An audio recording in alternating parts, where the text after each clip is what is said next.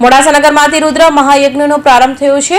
11 મહારુદ્ર યજ્ઞ, 121 લઘુરુદ્ર યજ્ઞ સમાન એક અતિરુદ્ર મહાયજ્ઞનું મોટું મહત્વ યજ્ઞને ભારતીય સંસ્કૃતિનું પ્રતીક છે।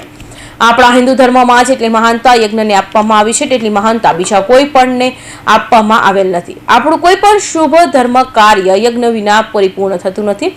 ત્યારે અતિરુદ્ર મહાયજ્ઞમાં શિવની ઉપાસનાનું અનેરું મહત્વ રહેલું છે। મહાદેવનો મોટામાં મોટો યજ્ઞ એટલે અતિરુદ્ર, જેનું આયોજન મોડાસા નગરમાં કરવામાં આવ્યું છે। તારીખ 11/12/2014 થી પ્રારંભ થયેલા યજ્ઞથી 15/12/2024 રોજ પૂર્ણાહુતિ થશે।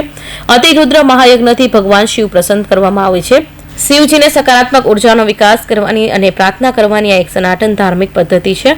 એકવાર દર્શન કરવાથી અલૌકિક શક્તિના દર્શન થતા હોય છે। મોડાસા નગરના અશોકભાઈ જોશી પરિવાર દ્વારા આયોજિત અતિરુદ્ર યજ્ઞના આચાર્ય અગ્નિહોત્રી આત્રેય કુમાર અને 175 ભૂદેવ અને આ યજ્ઞમાં આચાર્ય તરીકે જોડાયા છે। મોડાસા નગરમાં સનાતન ધર્મની આગવી વિશેષતાના દર્શન કરાવતા અતિરુદ્ર યજ્ઞનો દર્શનનો લાભ લેવા સમગ્ર અરવલ્લી જિલ્લાના ધર્મપ્રેમી પ્રજાને આમંત્રણ પાઠવવામાં આવ્યું છે। આ યજ્ઞમાં કુલ 25 લાખ આહુતિ અપાઈ રહી છે। યજ્ઞશાળા ગીર ગાયના છાણમાંથી ખાસ કરીને કારીગરો દ્વારા બનાવવામાં આવી છે અને ગાયનું ઘી, તલ, ઔષધિઓ, વૈદિક પંચાચારો સહિત વેદના મંત્રોથી હોમવામાં આવી રહી છે। સમગ્ર અરવલ્લી અને સાબરકાંઠા જિલ્લામાં પ્રથમ વખત ઐતિહાસિક યજ્ઞ યોજાઈ રહ્યો છે, ત્યારે મોટી સંખ્યામાં ભક્તો યજ્ઞના દર્શનનો લાભ લેવા ઉમટી પડ્યા છે। હું અગ્નિહોત્રી આત્રેય કુમાર, શ્રી કૃષ્ણાશ્રમ બોલુંદ્રા આ યજ્ઞના આચાર્ય તરીકે મારું વરણ થયેલું છે।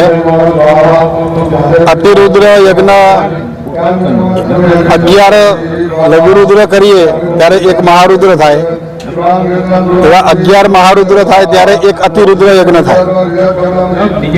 આ મોડાસાના શ્રી અશોકભાઈ જોશી ના મુખ્ય યજમાન પદે આ યજ્ઞ થઈ રહ્યો છે।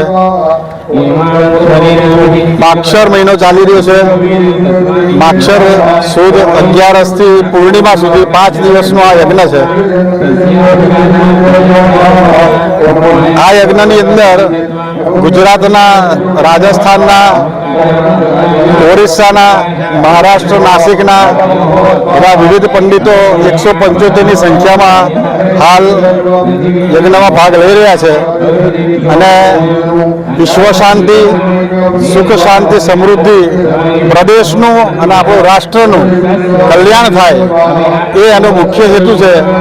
અને જે મુખ્ય યજમાન શ્રી અશોકભાઈ છે તેમનો અને તેમના પરિવારજનોનો જે કોઈ મનોકામના પૂર્ણ થાય એ હેતુથી આ યજ્ઞ અત્યારે થઈ રહ્યો છે।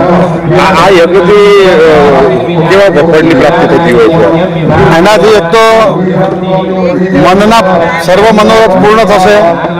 બીજા રીતના આપણે જોવા જઈએ તો પર્યાવરણને પણ આ ખૂબ લાભકારક વસ્તુ રહેશે, કારણ કે એની અંદર ગાયનું ઘી, ગાયના છાણા, જે દેવ વૃક્ષો છે એના લાકડાનો ઉપયોગ થઈ રહ્યો છે, ગુગળનો છે, બીલાનો છે, એટલે જે હુતદ્રવ્ય છે એ વાતાવરણને શુદ્ધ કરશે।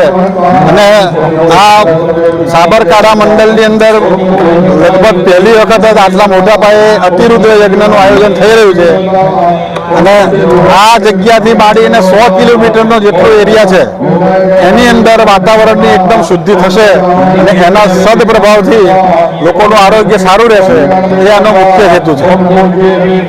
હિતેન્દ્ર પટેલ, અરવલ્લી।